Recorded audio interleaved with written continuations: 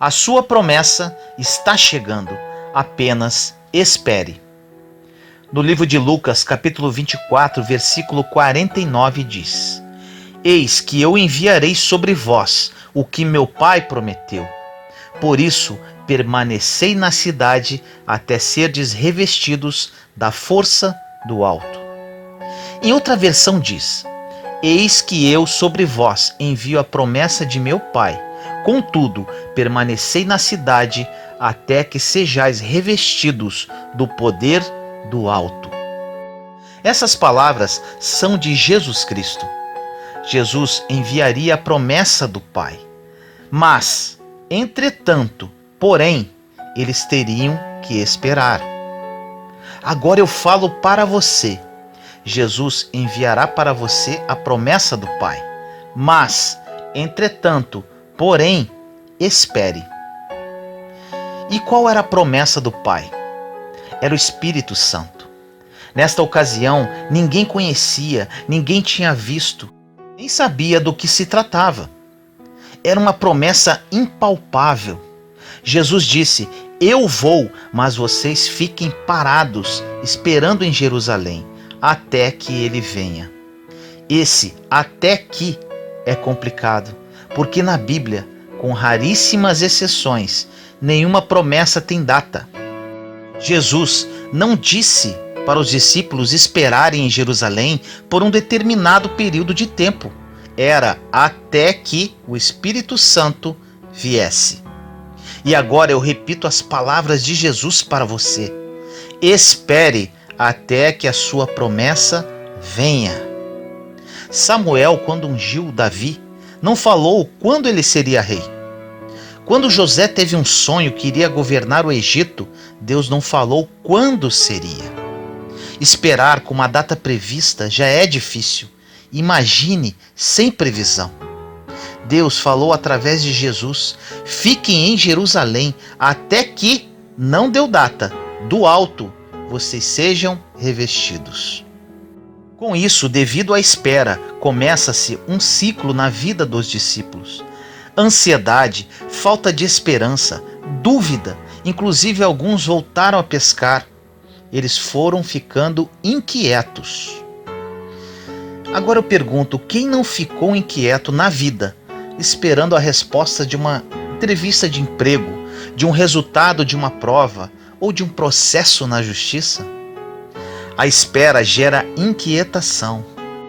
E como você vai ficar como Deus quer que você fique se você está inquieto? Quando existe uma promessa para a sua vida, você não tem que fazer nada além de esperar. Aqui Deus desafia o limite emocional do ser humano. Deus fala: você quer a promessa? Eu te dou, mas você vai ter que esperar o tempo. A promessa vai chegar, ela foi liberada, vai se cumprir, mas fiquem em Jerusalém, ou seja, fiquem onde estão e aquietem o coração, libertem-se dessa ansiedade. E não adianta pedir para Deus tirar essa ansiedade e inquietação de você, porque é você que precisa superar isso. Porque Ele diz na sua palavra: aquietai-vos e sabei que eu sou Deus. Nós é que precisamos nos aquietar, e não é Deus que nos aquietará, compreende? Aquietar-se é muito difícil quando já temos uma promessa. Esperar é muito difícil quando a ansiedade, os sentimentos estão vencendo a sua convicção. Enquanto você tiver a convicção em quem te prometeu e que quem te prometeu é fiel para cumprir, se isso for maior que seus sentimentos e emoções, você nunca vai perder a promessa. Você pode dizer: estou muito cansado, exausto emocionalmente, com raiva, revoltado, não aguento mais. Te afirmo, se a sua convicção for maior que os seus sentimentos, você vai receber a promessa. Se as suas convicções aniquilarem, congelarem esses sentimentos negativos que aparecem todos os dias em nossa mente, a promessa está à porta. O problema é que os maus sentimentos muitas das vezes são maiores do que a vontade de esperar. Quando esse sentimento de frustração sobrepõe a sua convicção, a promessa é perdida. José foi escravo, depois foi preso por 13 anos injustamente. Você acha que pensamentos e sentimentos ruins não assolaram a vida dele? É claro que sim. Ele deve ter ficado revoltado, triste, sentindo-se injustiçado. Por mais que José possa ter se sentido revoltado, o sentimento ruim não foi maior do que a convicção. Deus está chamando uma geração de pessoas convictas, pessoas que vão triunfar, pessoas de fibra, que não deixam os sentimentos negativos sobreporem a convicção na promessa. Se Deus prometeu, não importa se vai ser hoje, amanhã ou daqui a 5 ou 10 anos. Espere, porque quem prometeu é fiel para cumprir. Quantos exemplos temos na palavra de profetas que foram perseguidos por anos, passaram por situações terríveis e com certeza tiveram os piores sentimentos. Porém, eles não se deixaram dominar por esses sentimentos, porque a convicção era muito maior do que qualquer mau sentimento. Eles sempre colocaram a convicção na promessa na frente dos seus sentimentos. Os sentimentos virão, porque somos seres humanos, mas ele nunca poderá ser maior do que a sua convicção na promessa. José sofreu por 13 anos, um longo tempo. Agora, qualquer minuto sofrendo já é muito. Imagine 13 anos. Mas, aos 30 anos, ele tornou-se governador do Egito. E a Bíblia diz que ele morreu aos 120 anos. Pergunto a você, 13 anos sofrendo é muito para viver depois 90 anos de prosperidade? Não é muito, é pouco. Não importa o tamanho da sua espera, o tempo de desfrutar a promessa sempre será muito maior do que o tempo que você esperou. Você pode achar que está demorando muito, 1 ano, 2 anos, 3 anos, esqueça isso. Quanto mais tempo você esperar, será mais tempo que irá desfrutar. Deus dá longevidade, prosperidade, graça para quem tem promessa. Quem tem promessa já tem tudo. Quem tem promessa já venceu. Você vai ter que fazer apenas uma coisa: esperar. Aquietai-vos, porque eu sou Deus. Aquietai-vos. Liberte-se desta ansiedade, liberte-se dos maus pensamentos, da raiva, dessa revolta e saiba que a sua convicção naquele que te prometeu tem que ser maior que tudo isso. Quando eu estava no auge do sofrimento do meu deserto, eu recebi uma palavra profética vindo da boca da minha irmã, Regina. Ela disse que Deus ia me levantar, que iria restaurar todas as áreas da minha vida, que Ele estava me preparando para algo muito grande, que eu mal poderia imaginar. As minhas circunstâncias eram péssimas e os sentimentos piores possíveis. Me agarrei a essa palavra e por mais dor, sofrimento, angústia que eu sentia, sempre me lembrava desta palavra e profetizava na minha vida.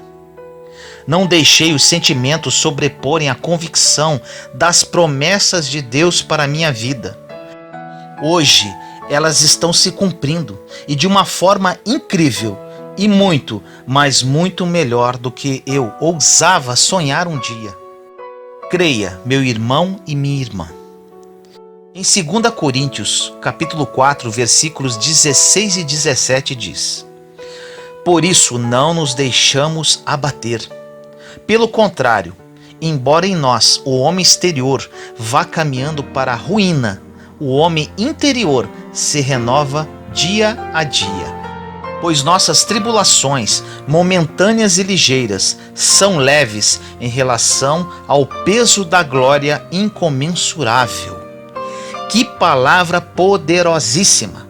Meus queridos, você pode estar destruído com seu sofrimento, mas conforme diz a passagem, suas tribulações são momentâneas, ou seja, têm início, meio e fim. São ligeiras, ou seja, vão acabar rapidamente. E são leves, comparando, repito, comparando com o peso da glória sem medidas que virá através da promessa de Deus em sua vida. Que palavra é essa? Tome posse agora! O problema do cristão não é o de ter a promessa, mas sim de não saber esperar a promessa. Muitos falam assim: eu tenho uma promessa, vírgula, mas está demorando muito. Eu tenho uma promessa, vírgula, mas está muito difícil. Quem tem uma promessa não usa vírgulas, apenas ponto de exclamação. Fale assim: eu tenho uma promessa, ponto de exclamação. O problema do cristão não é acreditar na promessa, mas sim esquecer de quem prometeu. Agora eu te afirmo algo incrível. 1 ano você vivendo a promessa vai fazer você esquecer de todos os anos de espera. Eles serão insignificantes perto do que você vai viver em apenas 1 ano. Creia nisso. No dia de hoje, espero que você tome posse de todas essas palavras e comece um novo ciclo na sua vida.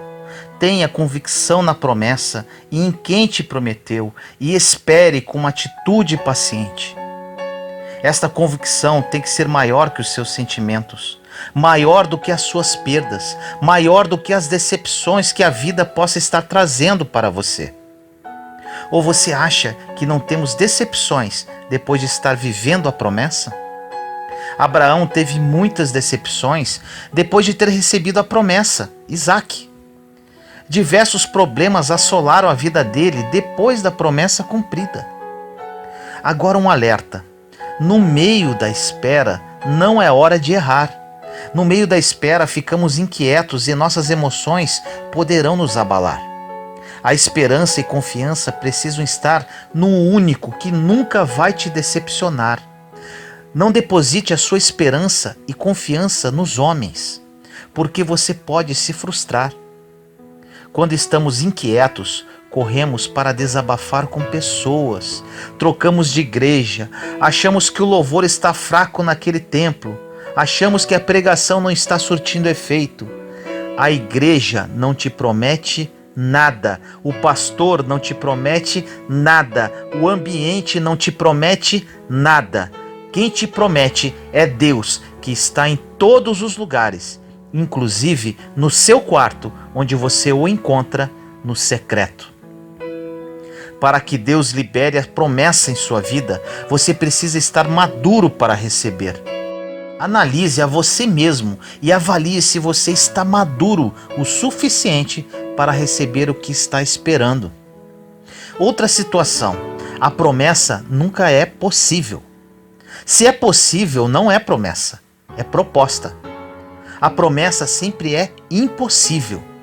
O que vem de Deus, o homem não consegue te oferecer igual, sempre é melhor, logo é promessa. Deus não coloca coisas possíveis em suas mãos, apenas impossíveis.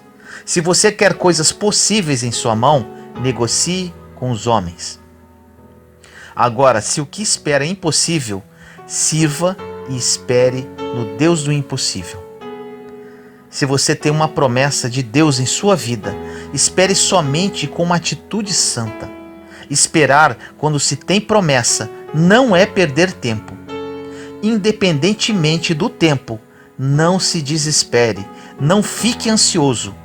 Quando tem promessa, o melhor é ficar parado, quieto e esperar ela se cumprir. E pode ter certeza, ela vai se cumprir, depende apenas de você. Ore comigo assim: Senhor amado, nos colocamos em sua santa presença neste momento, eu, meus irmãos e irmãs em Cristo. Essa mensagem, Senhor, é muito profunda. As promessas vêm de Ti e o Senhor é fiel para cumprir cada uma delas. Muitos de nós, Pai, por vezes, durante a espera, ficamos angustiados, impacientes e ansiosos. Nos perdoe, Senhor, pois sabemos que o seu tempo é perfeito. Derrame a sua graça sobre cada um de nós, para que os sentimentos e emoções nunca sejam maiores do que a convicção na promessa e na fé em quem a prometeu. Assim nós oramos, em nome do nosso Senhor Jesus Cristo. Amém.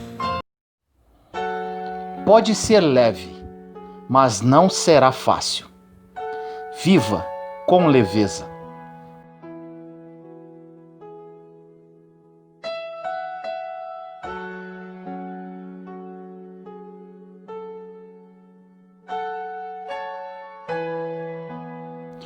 No livro de Mateus, capítulo 11, versículos de 28 a 30 diz: Venham a mim todos os que estão cansados e sobrecarregados, e eu lhes darei descanso.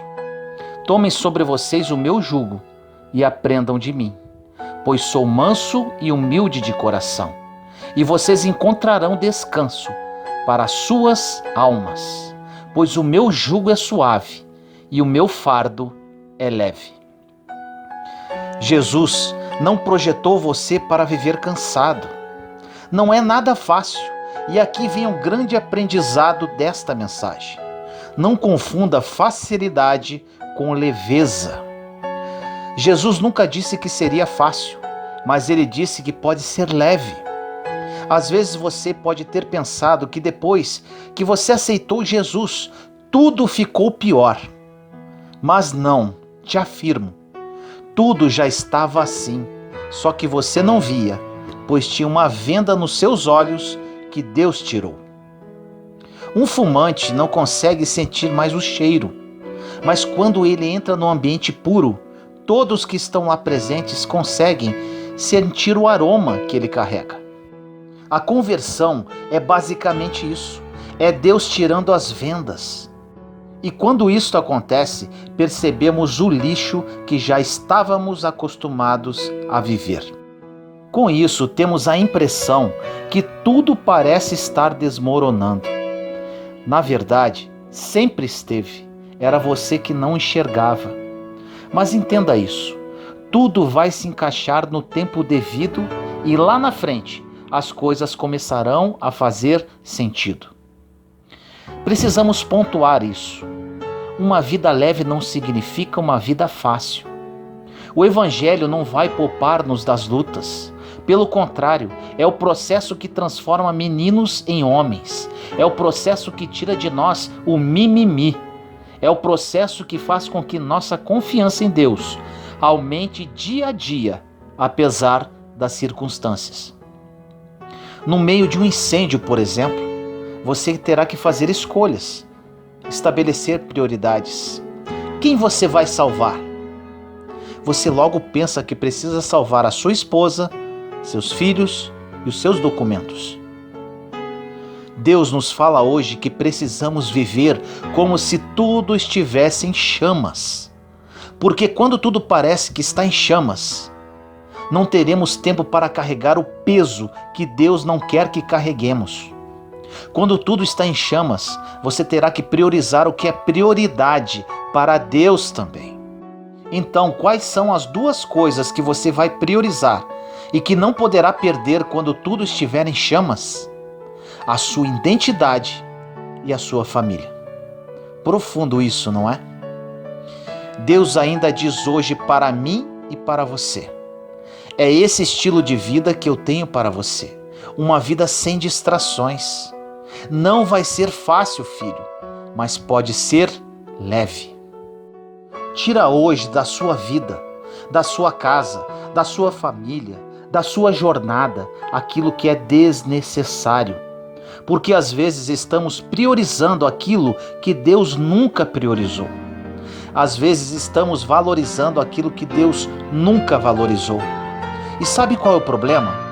Nessa mochila tem espaço definido. E quando preenchemos em coisas que não são prioridade, vai faltar espaço para aquilo que mais importa. Quantas pessoas você conhece que abriram mão da família por causa de uma empresa? Quantos empresários que prosperaram e conquistaram tudo aquilo que queriam, mas esqueceram dos filhos e da esposa? Precisamos entender que nenhum sucesso justifica o fracasso da nossa casa. Precisamos avaliar sobre o que estamos construindo a nossa história. Em Mateus 7, versículos de 24 a 27 diz: Aquele, pois, que ouve estas minhas palavras e as põe em prática, é semelhante a um homem prudente, que edificou sua casa sobre a rocha. Caiu a chuva, vieram as enchentes, sopraram os ventos e investiram contra aquela casa. Ela, porém, não caiu, porque estava edificada na rocha.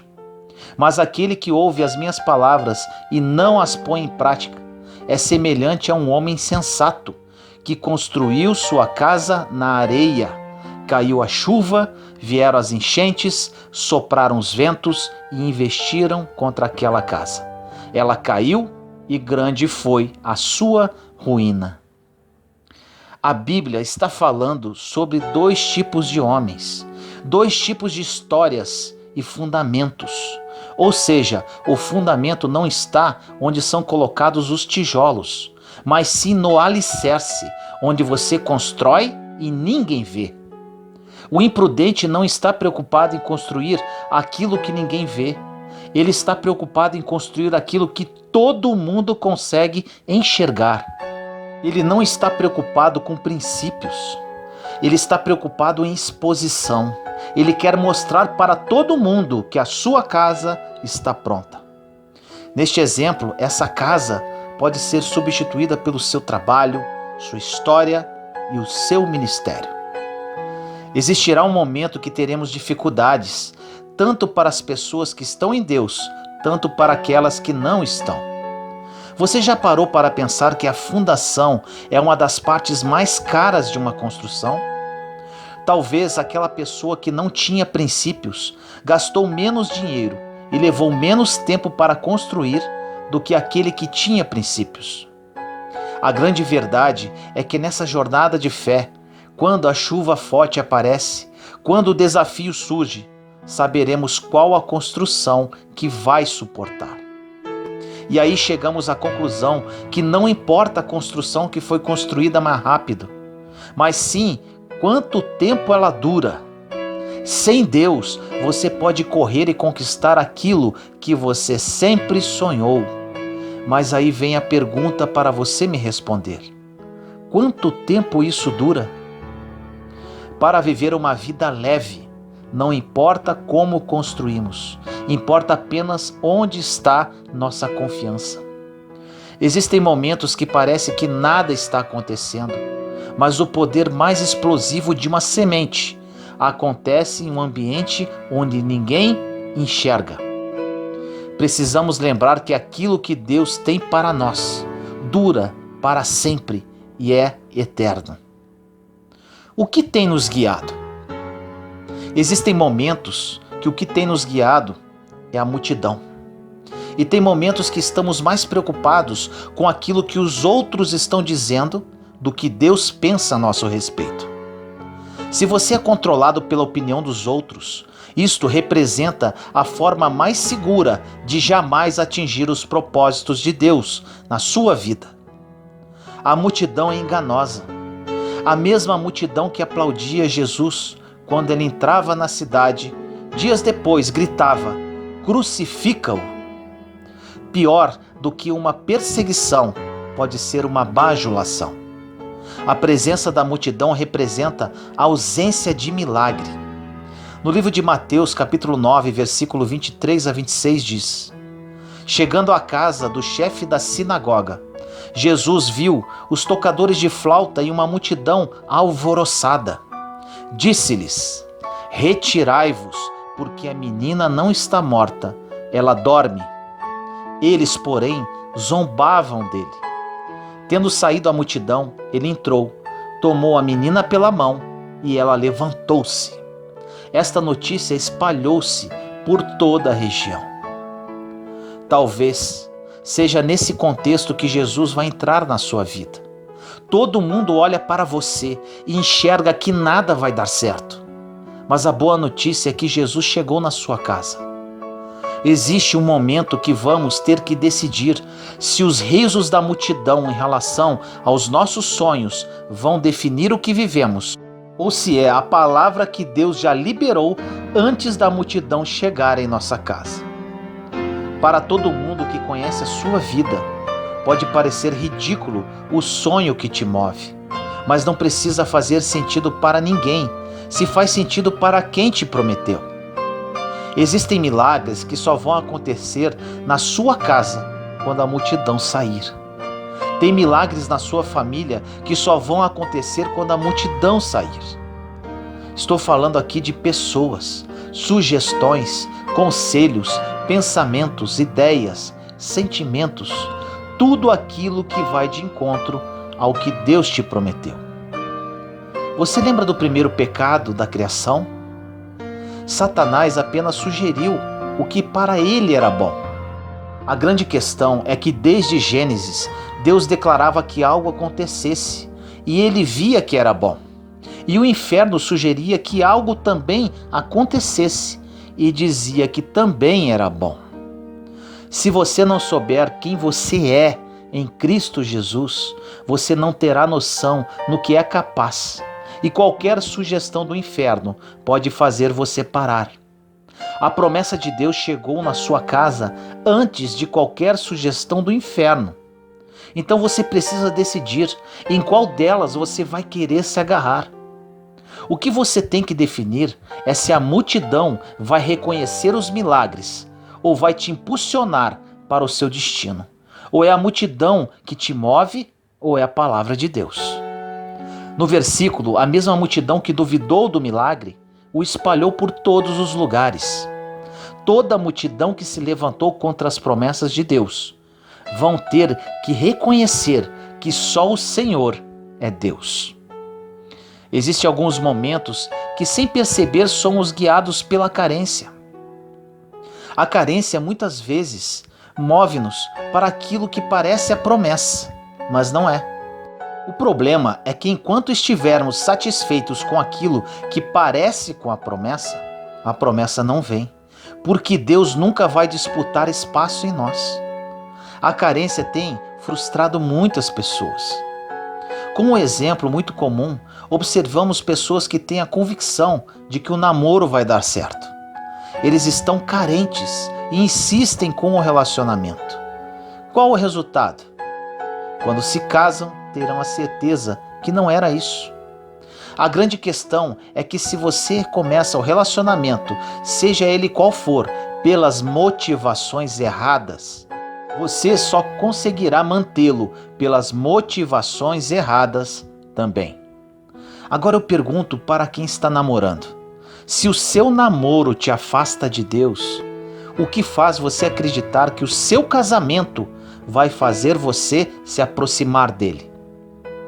A inconstância no namoro não vai se transformar em constância no casamento. Existem problemas que enfrentamos que desde o princípio sabíamos que seriam problemas, mas porque estávamos carentes, criamos uma expectativa em pessoas, alianças, empresas, lugares, entre outros. A expectativa que criamos nisso tudo, somente Deus pode suprir. Tem muitas mulheres que estão reclamando dos seus maridos, e eles são incríveis, e vice-versa. Às vezes estamos frustrados com o outro porque estamos colocando expectativa naquilo que o outro não tem como suprir. O casamento não vai fazer você feliz. Você tem que ser feliz antes de se casar. Porque quando o homem feliz casa com uma mulher feliz, não tem como dar errado. Quando um homem e uma mulher que tem um buraco dentro de si se casam, achando que vão se preencher, os dois vão passar mal juntos. Deus não veio para suprir as nossas carências. Ele veio para preencher todo o vazio, porque só Ele sabe o que falta dentro de nós. Deus nos fez completos e só Ele sabe o que falta. Existem momentos que somos guiados pelo medo.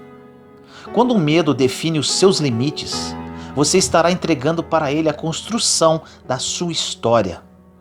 Se o medo definir os seus passos, ele definirá aonde você pode ir e não a promessa que você recebeu. Se você não faz algo por medo de não ser aceito, esse medo definirá até onde a sua vida poderá ir e não a promessa que Deus fez na sua vida. Existe o medo de não conseguir, medo de não alcançar. É como se estivéssemos falando para Deus: eu acredito que o Senhor pode fazer, mas eu acho que o meu medo tem mais poder de definir a minha história do que a tua promessa. Deus conhece a sua história e Ele sabe exatamente o que é melhor para a sua vida.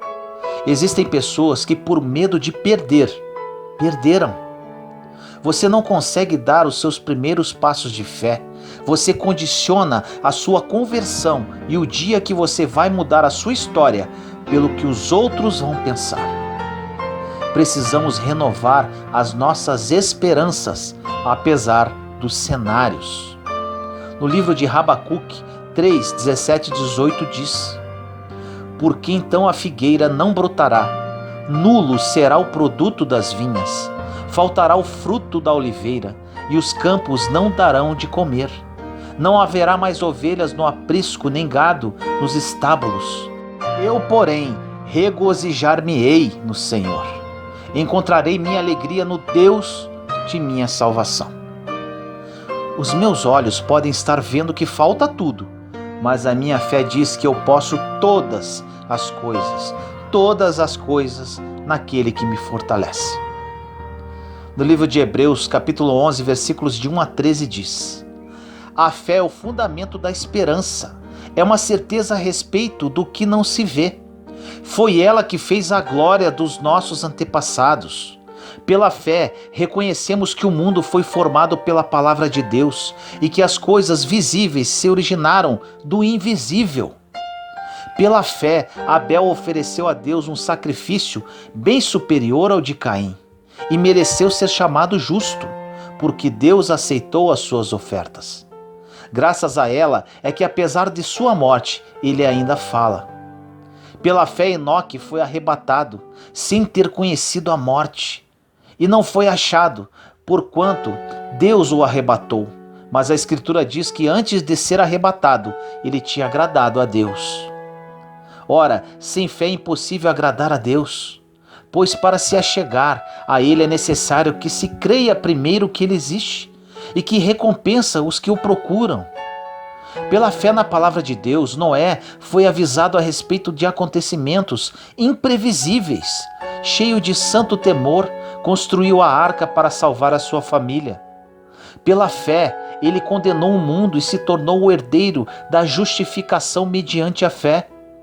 Foi pela fé que Abraão, obedecendo ao apelo divino, partiu para uma terra que devia receber em herança. E partiu sem saber para onde ia.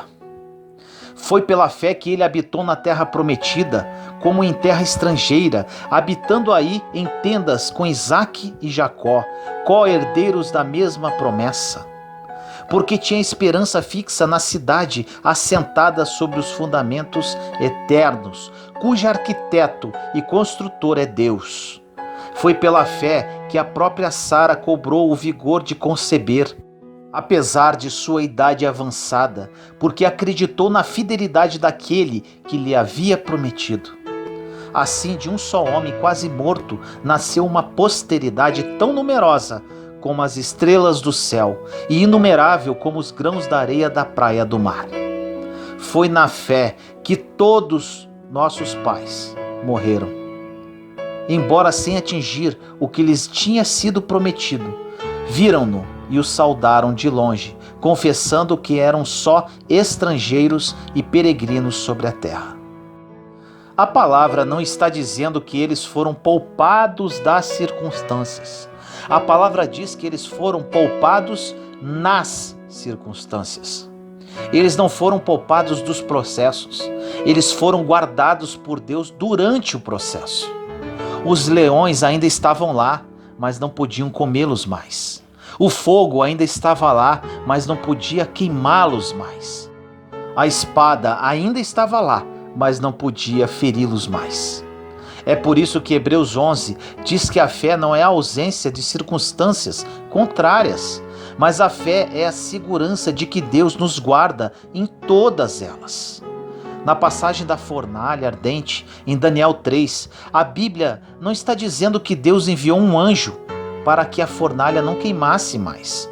Pelo contrário, ela estava tão aquecida que os soldados que se aproximaram morreram queimados.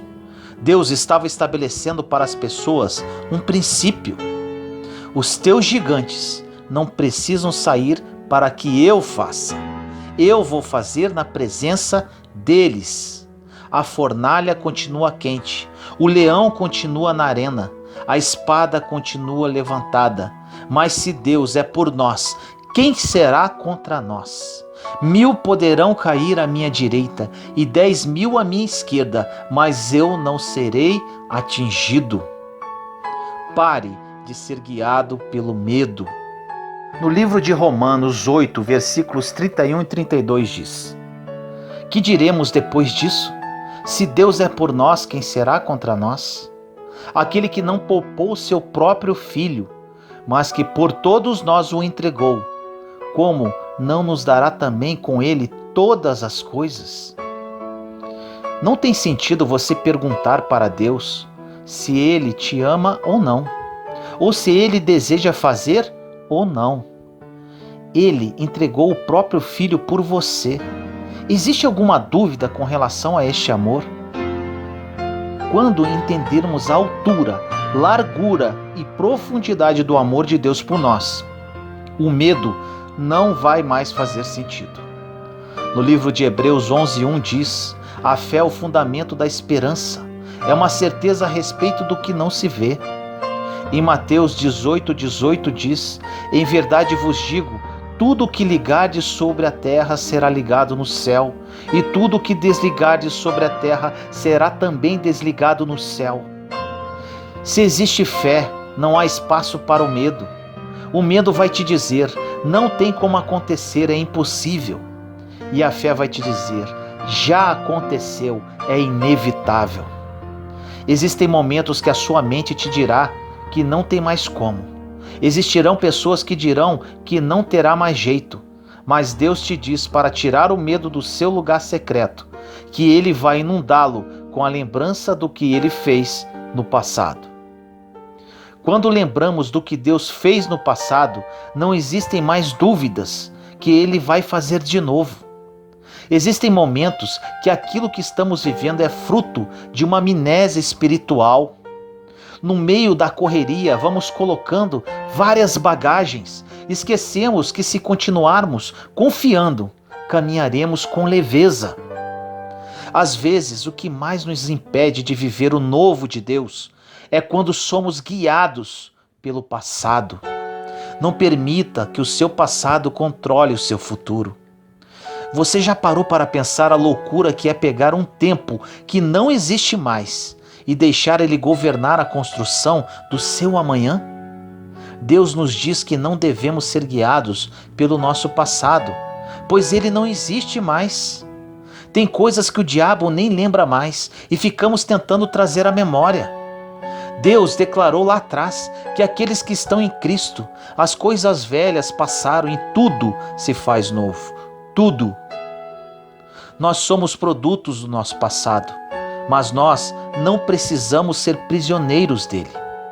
A partir de hoje, não tem a ver com o que você viveu, tem a ver com aquilo que você vai viver. A partir de hoje, não tem a ver com aquele pai que você não teve, mas com o tipo de pai que o seu filho vai ter.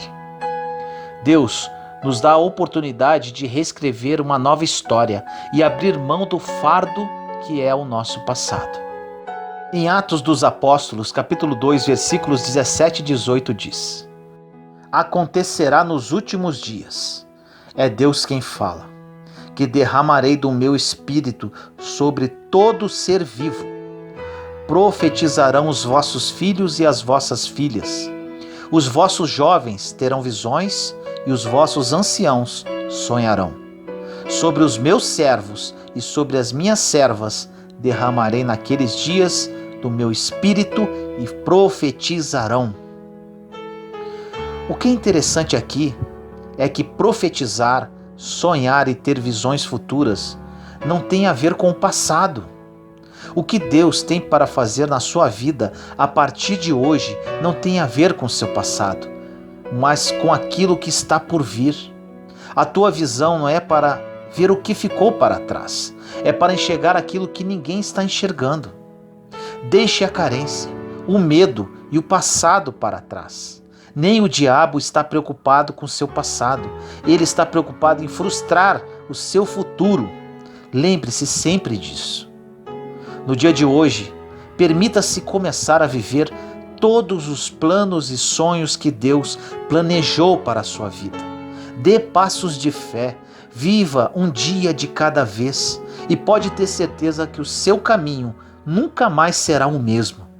O processo é difícil e doloroso, mas maravilhoso e libertador. E ainda temos a oportunidade de trilhar neste caminho com leveza e tendo a certeza que o melhor ainda está por vir. Ore comigo assim. Senhor amado, entramos em sua santa presença neste momento, eu, meus irmãos e irmãs em Cristo. Pai amado, que essa mensagem seja uma precursora de mudanças de vida. A partir de hoje não seremos mais guiados pela multidão, pelo nosso passado e pelo medo. Seremos guiados pelo seu Santo Espírito e trilhando pelo caminho que o Senhor sonhou para cada um de nós. Trocamos contigo, Senhor, o nosso jugo e nosso fardo para vivermos uma vida com leveza.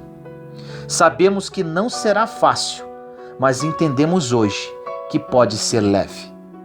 Confiamos e aguardamos em Ti, Pai. Assim nós oramos em nome do nosso Senhor Jesus Cristo. Amém. A sua fé pode mover o sobrenatural. Escolha viver pela fé, não por vista.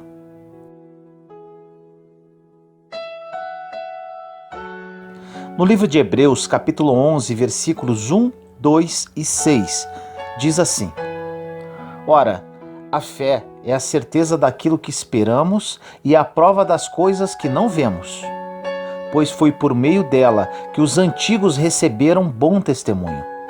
Sem fé é impossível agradar a Deus, pois quem dele se aproxima precisa crer que ele existe e que recompensa aqueles que o buscam.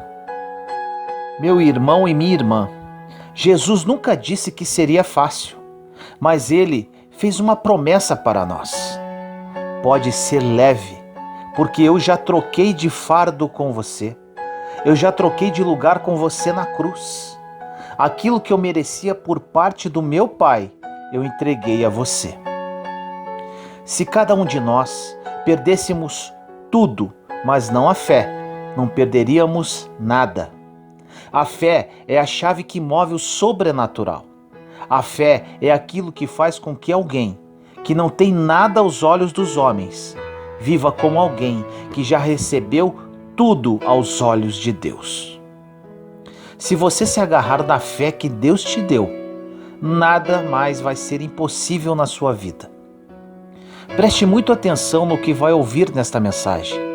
A palavra que vai ouvir no dia de hoje poderá mudar tudo na sua vida. Uma palavra libera o destino. Uma palavra ressuscita mortos. Jesus falará ao seu coração. Um dos maiores milagres do Evangelho não é quando Jesus ressuscita mortos, é quando ele ressuscita vivos. Vou fazer uma pergunta para você. Você sabe a razão pela qual as pessoas não conseguem o que querem? Te respondo. É porque, na verdade, elas não sabem o que realmente querem. E quando sabem, não possuem a fé suficiente para manifestá-las. A fé não é a constatação do que está acontecendo, é a declaração do que vai acontecer. Um exemplo: se o seu ambiente de trabalho estiver péssimo, comece a declarar que ele será transformado, porque na verdade não tem a ver com aquilo que te cerca, mas sim como você vê aquilo que te cerca. O que acontece muitas das vezes é que você já está em um lugar que um dia você sonhou que traria para você plenitude. E agora você está ansioso para um novo futuro. Daí, quando esse futuro chegar, você estará ansioso com o próximo futuro. Infelizmente, estamos sempre adiando a felicidade, quando Jesus diz para nós que a felicidade não está em nossas conquistas, mas sim na presença dele. Não tem a ver com as estações que você vai chegar, tem a ver com aquilo que você está vivendo agora. O seu posicionamento hoje define aonde você pode chegar. O limite de ter uma vida em plenitude está ligado à sua fé. Existem milagres que você está esperando que aconteça, mas você não deu os primeiros passos de fé para que eles se realizem. Existem momentos que nós clamamos para que Deus mande a chuva, mas nós nem preparamos a terra ainda. Deus nos diz que se Ele mandar a chuva do jeito que se encontram os nossos campos, Ele vai destruir a nossa plantação e isso não vai nos abençoar. É preciso estar pronto. Prepare-se para receber aquilo que Deus quer derramar e posicione-se na direção do milagre. Você sabe o porquê que a fé convida-nos a tratar as coisas que não são como se já fossem? Porque alguém que não é rei ainda, mas já se porta como tal, está preparado para subir no trono? Temos o exemplo de Davi. Ele era improvável, desconhecido. Até para os seus pais e irmãos ele era invisível. Mas a partir de um dia, aos olhos de Deus, Davi já estava no trono. Aos olhos dos homens, eles viam Saul no trono, mas aos olhos de Deus, o trono estava vazio, porque o rei que era seu por direito ainda não havia se assentado lá. Por isso, não se mova por aquilo que o homem vê. Por vezes, você olha para uma situação e enxerga o impossível, mas aos olhos de Deus, essa situação já foi vencida. Pare de reclamar daquilo que você não se moveu para viver. Pare de reclamar do resultado de escolhas que você ainda não fez.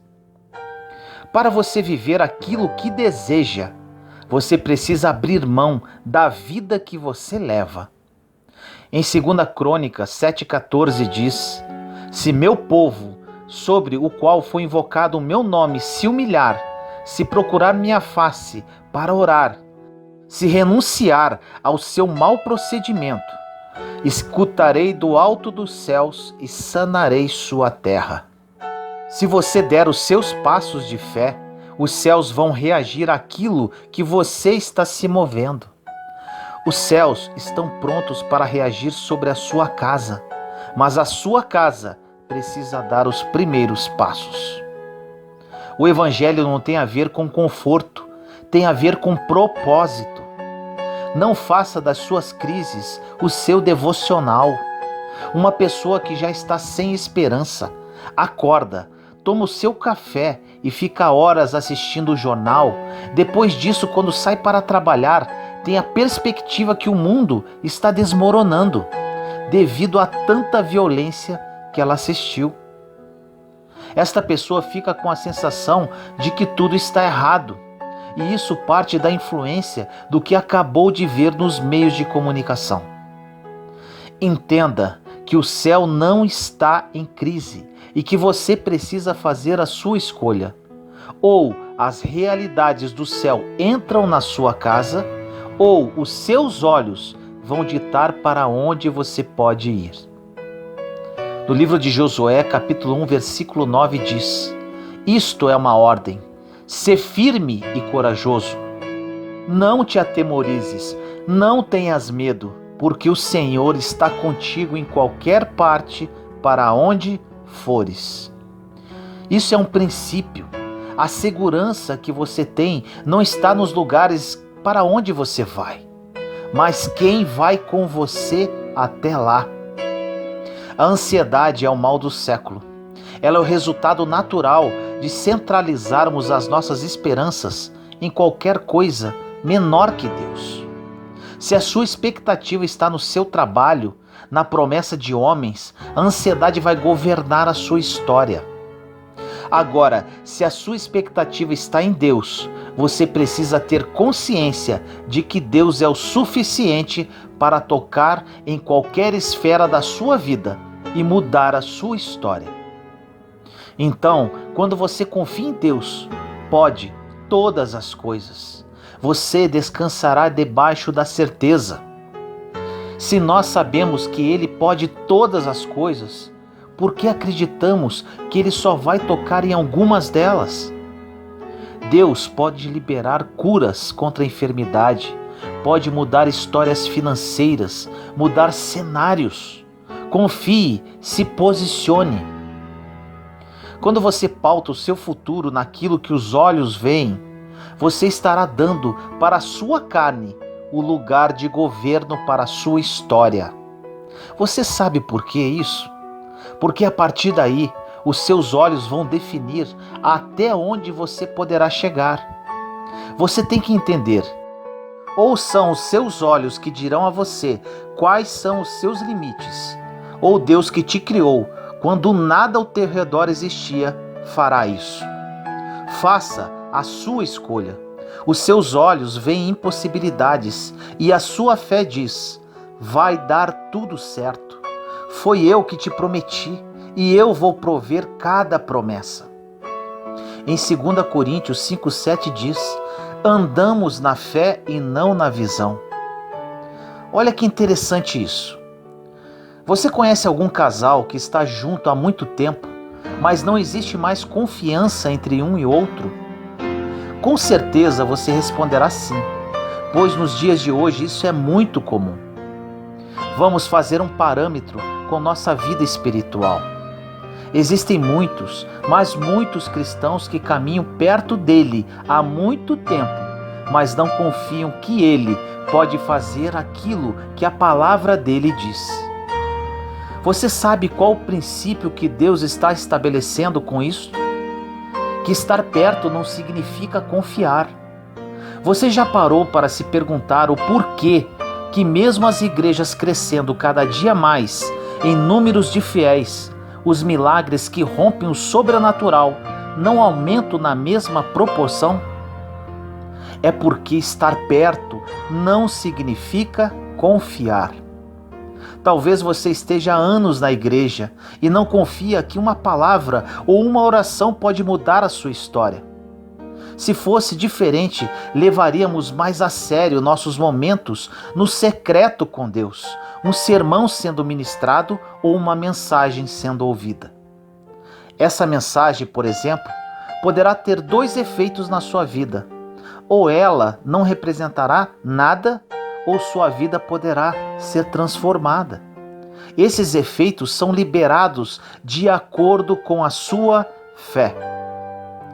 No livro de Deuteronômio, capítulo 31, versículo 6 diz: coragem e sede fortes, nada vos atemorize, e não o temais, porque é o Senhor vosso Deus que marcha à vossa frente. Ele não vos deixará, nem vos abandonará. No episódio da tempestade, Jesus apresenta-se para os discípulos. Porém, ele só acalma a tempestade depois que ele entra no barco. Primeiro ele diz: sou eu. Ou seja, primeiro Jesus acalma a tempestade dentro deles, dos discípulos. Depois ele entra no barco e a tempestade cessa. Observe o princípio que ele está estabelecendo. A sua confiança não tem que estar no mar que se acalma, mas na presença de Deus que se manifesta. Você precisa confiar que o fato de Deus estar com você já é a segurança que você precisa. Em João, capítulo 15, versículo 7 diz: se permanecerdes em mim e as minhas palavras permanecerem em vós, pedireis tudo o que quiserdes e vos será feito. Em 2 Timóteo 1,7 diz: pois Deus não nos deu um espírito de covardia, mas de fortaleza, de amor e de equilíbrio. O significado de equilíbrio basicamente é posição estável, sem oscilações ou desvios. Equilíbrio não é ausência de intensidade, é ausência de inconstância. Deus nos fala que o que vai mudar a nossa história não é só a intensidade do que fazemos, mas é como vamos até o final. Nossa geração tem um problema de inconstância e não de intensidade, porque na primeira crise abrimos mão da fé. Ou seja, no momento onde você mais precisa se firmar, acaba fugindo. Equilíbrio não é você ir mais devagar, é você ser constante. Fique firme, não importa aquilo que está cercando você, importa aquilo que você carrega. Não tem a ver com as circunstâncias, tem a ver com as promessas que Deus liberou sobre você. No livro de Efésios, capítulo 6, versículos de 11 a 13 diz: revesti-vos da armadura de Deus, para que possais resistir às ciladas do demônio. Pois não é contra homens de carne e sangue que temos de lutar, mas contra os principados e potestades, contra os príncipes desse mundo tenebroso, contra as forças espirituais do mal nos ares. Tomai, portanto, a armadura de Deus, para que possais resistir nos dias maus e manter-vos inabaláveis no cumprimento do vosso dever. Olha isso. Depois que fizer tudo, permaneça firme. Em 1 Coríntios 16:13 diz: vigiai, sede firmes na fé, sede homens, sede fortes. Para vivermos uma vida constante, viver no sobrenatural e acima de todas as adversidades, isto tem a ver também com as nossas escolhas. Uma vez perguntaram para um esportista famoso: é verdade que você corre todos os dias 4 horas da manhã? E ele disse: não, às 4 eu já estou correndo. E falaram para ele que não precisava, pois ele já era campeão mundial. Ele disse: é justamente por conta disso que eu sou campeão mundial. Porque enquanto os meus adversários estão dormindo, eu estou treinando. E se eu souber que algum adversário meu está indo treinar às 4 horas da manhã, eu começo a treinar às 2. E se eu souber que alguém está treinando às 2 horas da manhã, eu não vou mais dormir para poder treinar. Sabe por quê? Porque vencer não é uma responsabilidade deles, é uma responsabilidade minha. Precisamos lembrar que ninguém vai fazer por nós aquilo que nós precisamos fazer. Ninguém vai levar os nossos filhos para passear, ninguém vai comprar flores para nossa esposa no dia dos namorados, ninguém vai dizimar e ofertar por você, ninguém vai fazer por você aquilo que você precisa fazer, porque as suas escolhas definem os seus limites, as suas escolhas definem até onde você vai chegar, porque Deus nos deu liberdade para escolher. O pastor Luciano Subirá fala algo maravilhoso sobre dízimo e oferta.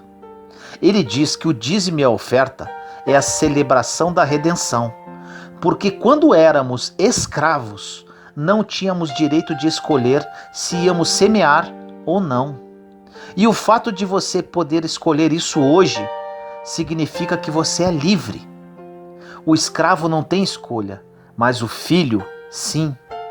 Você pode escolher lançar-se na vontade de Deus ou não, ser passivo diante das promessas de Deus ou não.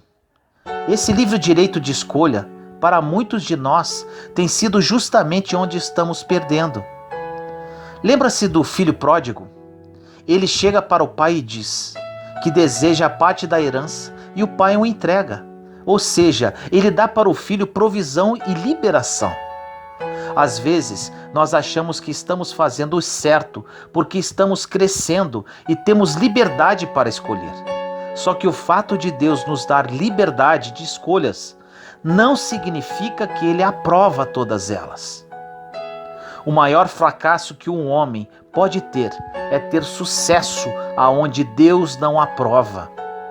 Às vezes nós estamos cansados por buscar sucesso, onde Deus não enxerga sucesso para nós.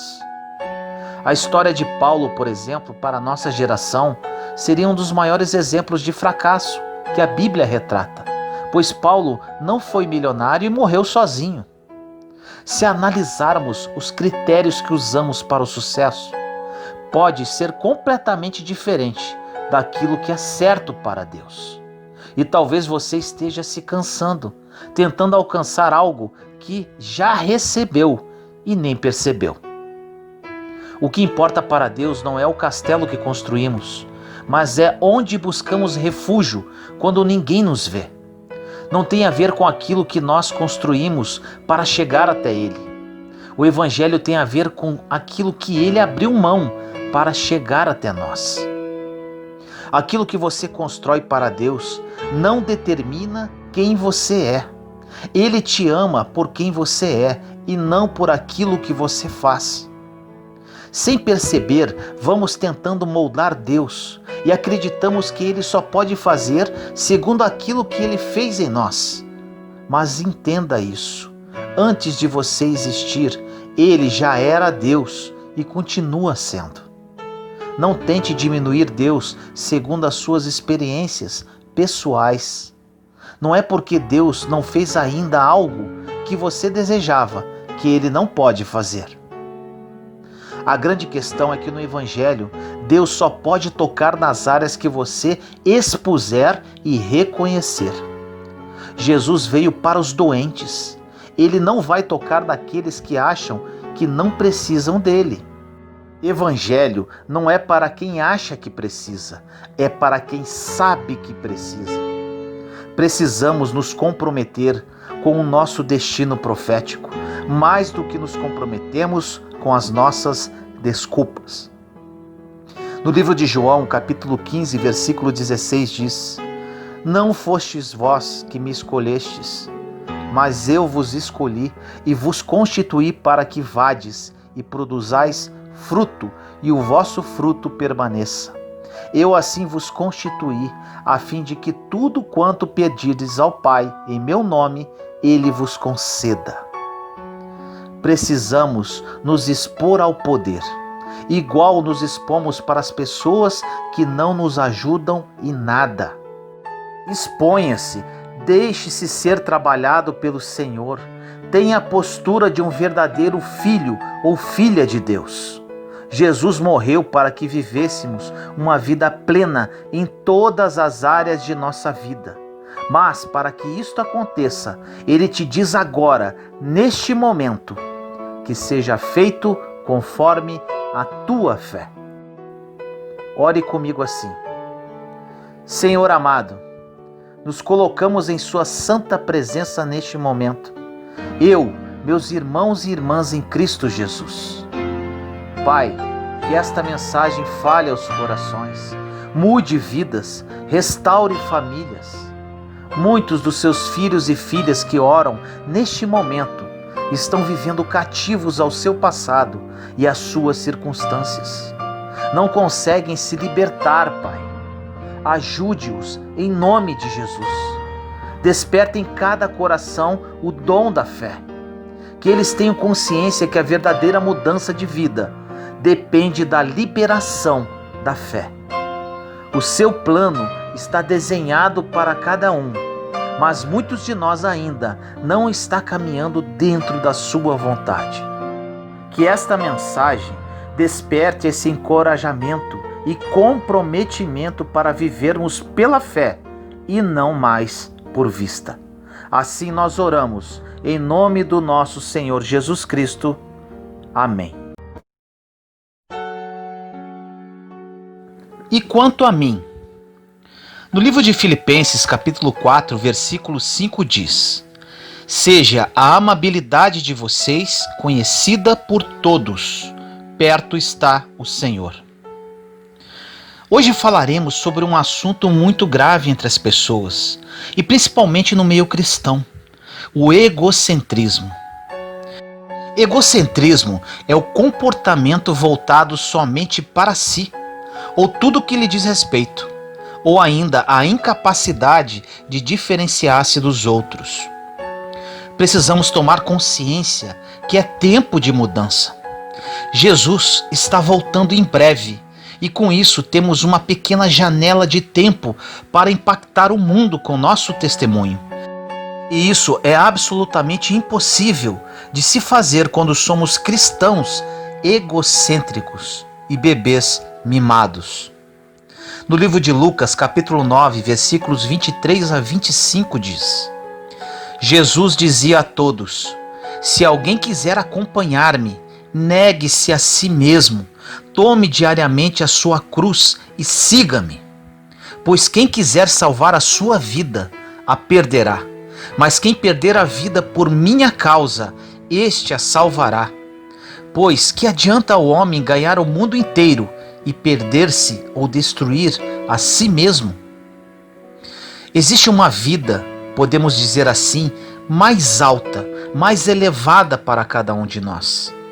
Uma vida egocêntrica é preocupar-se apenas com o que estamos recebendo. Essa vida mais elevada é depositar-se em Deus e todos os dias dizer a Ele: Pai, o que posso fazer por você hoje? Como posso glorificar o seu nome hoje? Quem o Senhor quer que eu ajude hoje? Precisamos dar um reviravolta, permitindo sermos usados por Deus, sermos uma bênção por onde caminharmos, sermos luz na escuridão, sermos sal da terra. Com isso, teremos uma grande vida e com propósito. Atente-se pelas palavras de Jesus. Siga o meu exemplo de vida e o meu morrer. Ou seja, aprender a caminhar como Jesus e morrer para si mesmo. No livro de Gálatas, capítulo 2, versículo 20 diz: já estou crucificado com Cristo, e vivo não mais eu, mas Cristo vive em mim. E a vida que agora vivo na carne, vivo-a pela fé do Filho de Deus, o qual me amou e se entregou a si mesmo por mim. Precisamos viver a vida pela fé no Filho de Deus, que morreu e deu a vida por cada um de nós.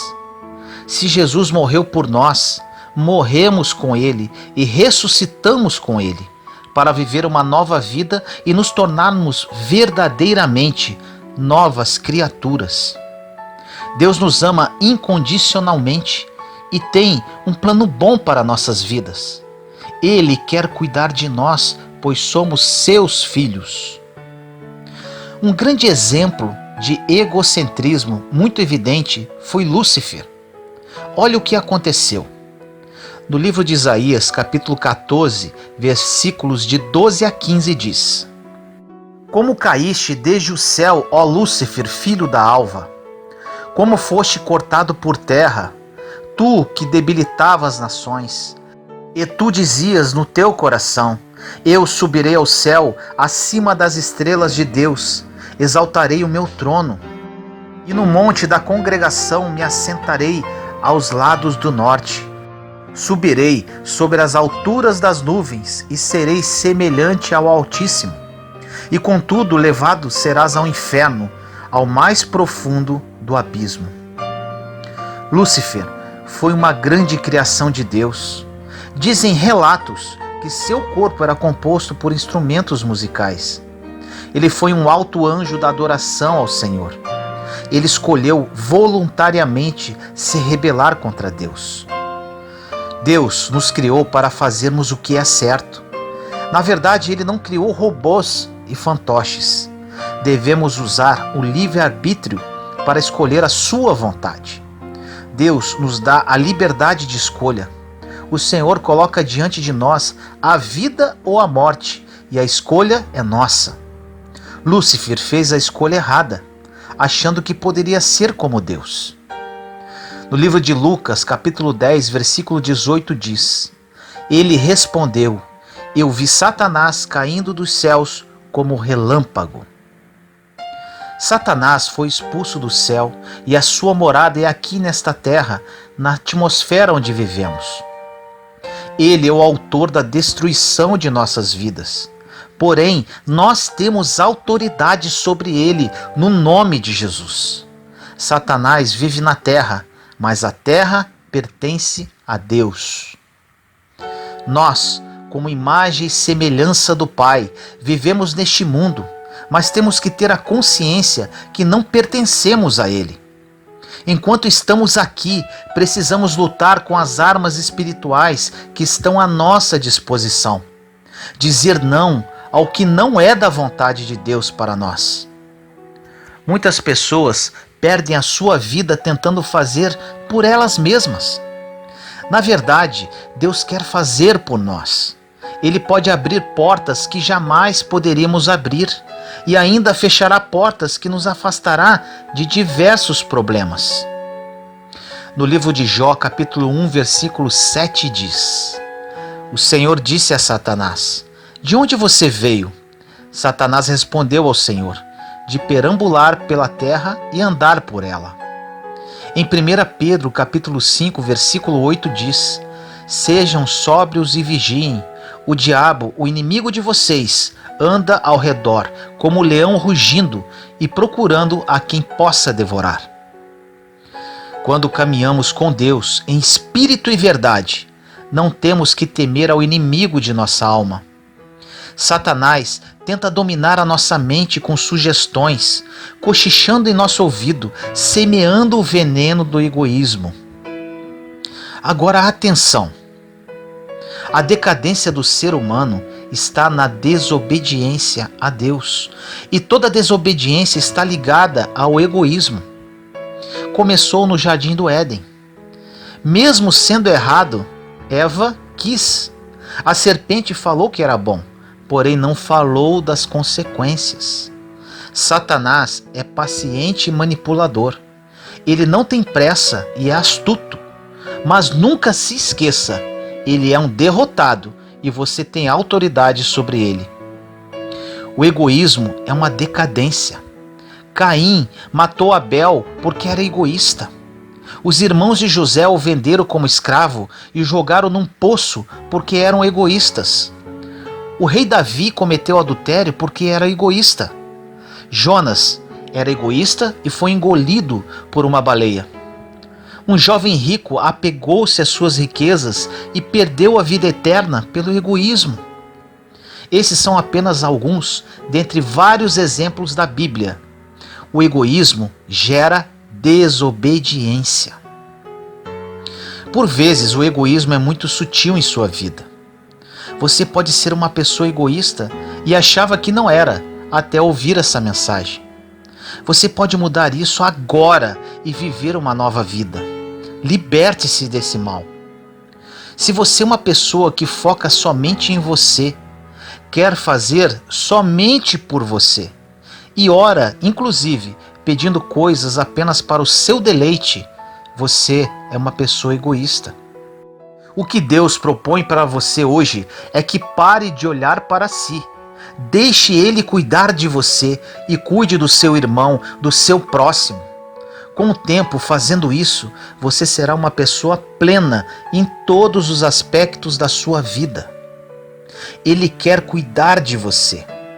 No livro de João, capítulo 6, versículo 35 diz: Então Jesus declarou: Eu sou o pão da vida. Aquele que vem a mim nunca terá fome. Aquele que crê em mim nunca terá sede. Você não precisa de nada, somente de Jesus. Focamos nossa vida na busca de coisas, sejam quais forem. Essas coisas, entre aspas, que procuramos, não irão satisfazer a nossa alma nunca. A melhor maneira do mundo de se viver é sair de nossas mentes e ser uma bênção para as outras pessoas. No livro de Lucas, capítulo 10, versículos de 25 a 29 diz: Certa ocasião, um perito da lei levantou-se para pôr Jesus à prova e lhe perguntou: Mestre, o que preciso fazer para herdar a vida eterna? O que está escrito na lei? Respondeu Jesus. Como você a lê?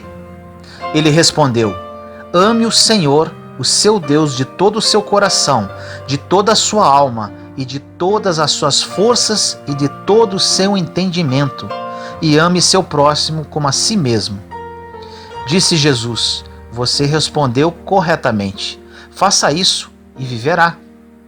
Mas ele, querendo justificar-se, perguntou a Jesus: E quem é o meu próximo? Por muitas vezes, quando queremos ajudar as pessoas, somos muito exigentes com relação a quem podemos ajudar. Nunca esqueça disso. Use o dinheiro e as coisas para abençoar as pessoas, independente de quem for, e não use as pessoas para obter dinheiro e coisas. Agora, respondendo à pergunta do perito da lei: quem é o meu próximo? No livro de Lucas, capítulo 10, versículos de 30 a 39 diz: Em resposta, disse Jesus: Um homem descia de Jerusalém para Jericó, quando caiu nas mãos de assaltantes. Estes lhe tiraram as roupas, espancaram-no e se foram, deixando-o quase morto. Aconteceu estar descendo pela mesma estrada um sacerdote. Quando viu o homem, passou pelo outro lado. E assim também um levita, quando chegou ao lugar e o viu, passou pelo outro lado. Mas um samaritano, estando de viagem, chegou onde se encontrava o homem, e quando o ouviu, teve piedade dele. Aproximou-se, enfaixou-lhe as feridas, derramando nelas vinho e óleo. Depois colocou-o sobre o seu próprio animal, levando-o para uma hospedaria e cuidou dele. No dia seguinte, deu 2 denários ao hospedeiro e disse-lhe: Cuide dele, custe o que custar. Quando voltar, lhe pagarei todas as despesas que você tiver. Qual destes 3 você acha que foi o próximo do homem que caiu nas mãos dos assaltantes? Aquele que teve misericórdia dele, respondeu o perito da lei.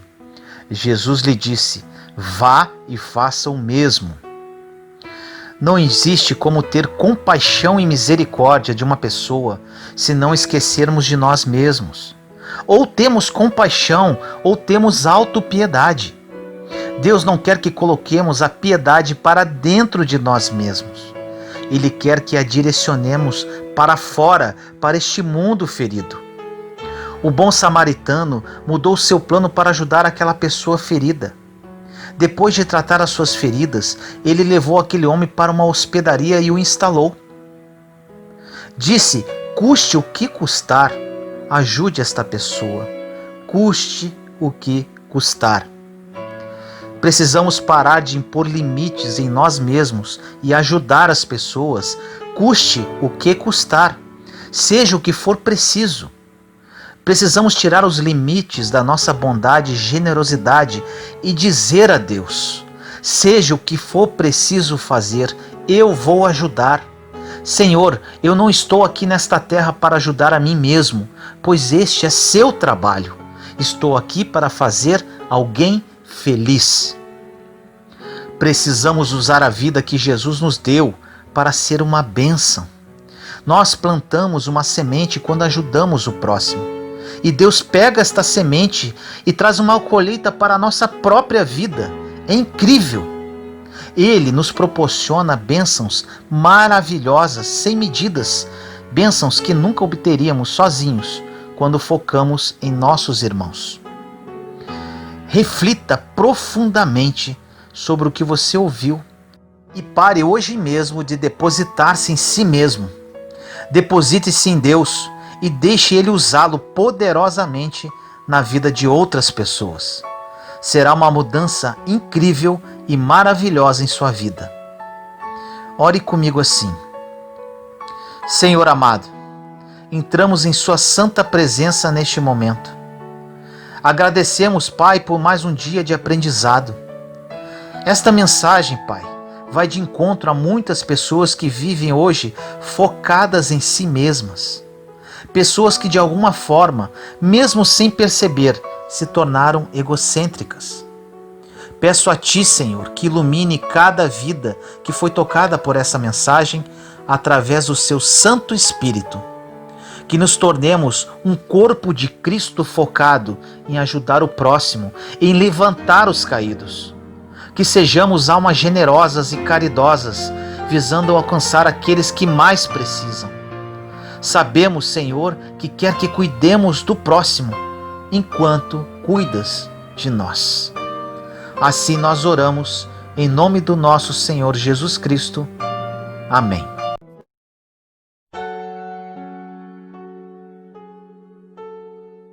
Volte a enxergar com os olhos da fé.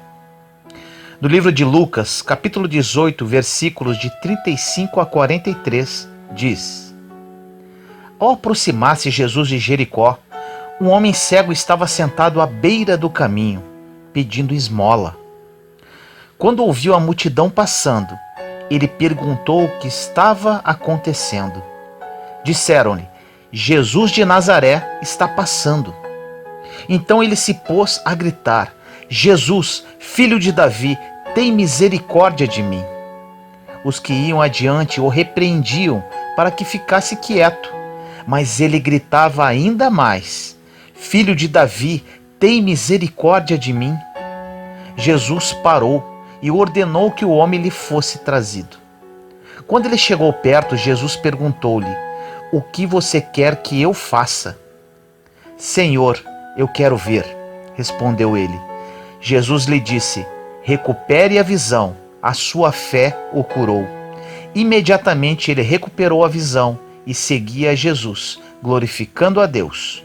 Quando todo o povo viu isso, deu louvores a Deus. Essa passagem é maravilhosa e nos traz diversos ensinamentos. Este homem, o cego Bartimeu, estava sentado à beira do caminho, mendigando. E a Bíblia nos ensina muitas lições que devemos levar para a nossa vida. O cego de Jericó vai nos ensinar primeiramente que a multidão que ali estava enxergava apenas com seus olhos físicos. Eles podiam ver fisicamente, mas na verdade eram cegos espiritualmente. Já este homem era cego fisicamente, mas ele enxergava mais do que toda a multidão, pois ele enxergava com os olhos espirituais, ou seja, ele enxergava com a fé. O cego de Jericó estava sentado à beira do caminho, e a sociedade talvez olhava para ele e dizia: esse aí é apenas mais um. Esse aí é mais um desvalido. Esse aí não pode oferecer nenhum benefício. Vamos analisar por partes dessa mensagem, cuidadosamente, pois tenho certeza que esta mensagem falará profundamente com você neste dia. No verso 35 diz: Ao aproximar-se Jesus de Jericó, um homem cego estava sentado à beira do caminho. Estava um cego à beira do caminho. Quantos de nós, tendo um grande caminho a percorrer, estamos ali, na beira, sentados e totalmente cegos? Cegos de espírito. Nossa visão carnal para o mundo pode dominar a nossa vida. Enxergamos apenas o que queremos enxergar, e a verdade que está de frente de nós não a vemos, porque estamos totalmente voltados para os prazeres que o mundo oferece. Achamos que o que estamos vivendo é bom, prazeroso, e com isso desfrutamos de uma falsa felicidade. Estamos cegos e não enxergamos o que Deus quer nos mostrar. Muitos dizem: vou curtir a vida, curtir muito, e depois, quando eu for chamado, volto para Jesus. Esse tipo de postura é uma grande enganação, pois o chamado é agora, e a curtição deste mundo nos traz uma falsa e passageira alegria. A pior cegueira que um ser humano pode enfrentar é quando ele passa a olhar para si mesmo, ficando cego para todo o restante. Quando ele foca apenas em seus próprios problemas, em sua própria vida, esquecendo-se do que existe ao redor, esquecendo-se do próximo e principalmente esquecendo-se de Deus. Quando acontece isso, tornamo-nos pessoas egocêntricas, achando que o mundo gira ao nosso redor, e a autopiedade tomará conta de nossa vida. Há muito tempo fala-se da volta de Jesus. Temos que nos policiar com relação a isso, pois não sabemos nem o dia, nem a hora. Já ouvi de algumas pessoas que, quando estiverem na velhice, se voltarão para a fé. Isso soa absurdo, pois parece que a vida com Jesus é monótona. Mal sabem essas pessoas do quão é maravilhoso viver ao lado do Senhor, desfrutando de uma alegria que vai muito além do entendimento humano. Outro ponto importante: pessoas que falam isso se esquecem que Deus sonda nossos corações e intenções, e isso que pensam é pura hipocrisia. Devemos ouvir o chamado imediatamente, sair da beira e entrar no caminho. E qual é o caminho? O caminho é o próprio Jesus. Aliás, ele não é somente o caminho, ele é a verdade e a vida. No versículo 36 diz: quando ouviu a multidão passando, ele perguntou o que estava acontecendo. Aqui está a oportunidade de receber o milagre. Era um belo dia e o cego que estava sentado mendigando ouviu algo que não era comum. Esse homem nos ensina a aproveitar o momento especial em que Deus se faz presente em nossas vidas. O cego de Jericó ouviu algo que não era normal, não era comum, e buscou saber o que estava acontecendo. No versículo 37 diz: disseram-lhe, Jesus de Nazaré está passando. Alguém naquele momento parou e começou a contar o que Jesus estava fazendo, por onde passava.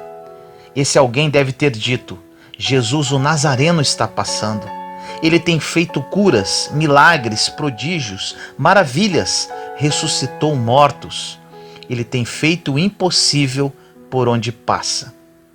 O cego de Jericó, sabendo quem era Jesus, por ouvir falar, coloca um desejo no seu coração: eu vou clamar ao Senhor e receber o meu milagre.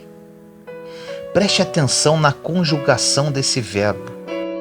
Não diz Jesus passou, Jesus passará, mas sim Jesus está passando agora. Ele está comigo agora. Ele está com você agora. Esse é o momento. Seja liberto agora. Seja curado agora. Basta que abra o coração a Ele. Jesus vai operar na sua vida hoje, neste exato minuto. Creia nisso. Nos versículos 38 e 39 diz: então ele se pôs a gritar: Jesus, filho de Davi, tem misericórdia de mim. Os que iam adiante o repreendiam para que ficasse quieto, mas ele gritava ainda mais: filho de Davi, tem misericórdia de mim. Este cego sabia que era a oportunidade da vida dele. Ele clamou e, mesmo sendo repreendido, continuou a clamar. Não foque para o que as pessoas vão dizer, porque na verdade quem precisa do milagre é você. Esta passagem traz ensinamentos importantes. Muitas pessoas vão interferir na sua caminhada. Muitos querem dar opinião, outros querem dar conselhos errados, outros querem te tirar do caminho e alguns querem que você permaneça na beira dele. Não importa o que aconteça, continue clamando, continue orando, não deixe a sua fé desfalecer. Persevere. Essa é a palavra, perseverança. Quando escolhemos caminhar com Jesus, muitas coisas ao nosso redor tentarão impedir a nossa aproximação dele e do nosso milagre.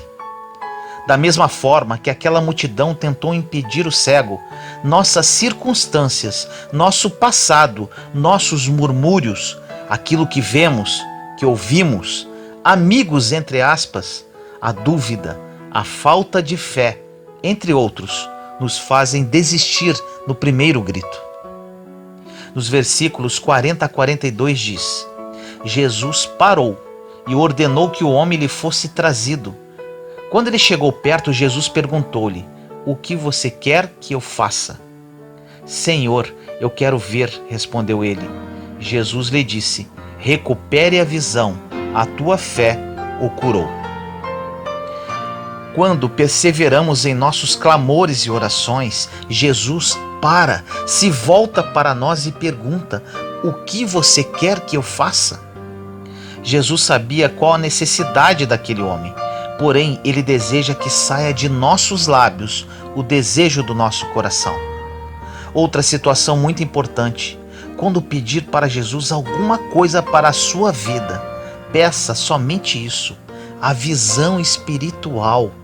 Porque quando temos isso, não precisamos de absolutamente mais nada. Seguiremos de acordo com a visão de Deus, conduzidos pelo Espírito Santo e trilhando pelos planos que Deus tem para nós. Essa passagem nos traz um grande aprendizado. Quando Jesus restaurar a sua visão, verá o mundo de uma forma diferente. Você enxergará a luz que mostrará o caminho perfeito. Mesmo seguindo pelo caminho com Jesus, por vezes, muitos se tornam cegos novamente.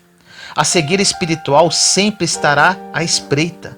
Se descuidarmos, por vezes, com tantos afazeres e voltados para nós mesmos, poderemos sofrer da cegueira mais uma vez. Quando estamos cegos, tropeçamos sem ver, caímos porque não reparamos os obstáculos e outras vezes não conseguimos levantar. Quando estamos cegos, não conseguimos perceber onde estamos. Jesus hoje quer abrir os seus olhos e te dar a graça de enxergar a vida segundo a sua palavra, segundo os seus desígnios, segundo o seu plano para você. Uma visão de fé, de amor, de esperança, de caridade, de um verdadeiro Filho de Deus. Ore comigo assim: Senhor amado, me coloco na sua santa presença neste momento. Oro para todos os meus irmãos e irmãs que ouvem essa mensagem. Pai, são muitos que estão cegos espiritualmente, muitos que não conseguem enxergar a luz que vem do seu trono de glória, não conseguem ver a sua face. Peço, Senhor, neste momento, que restaure suas visões. Clamo a Ti, Senhor, tem misericórdia de nós.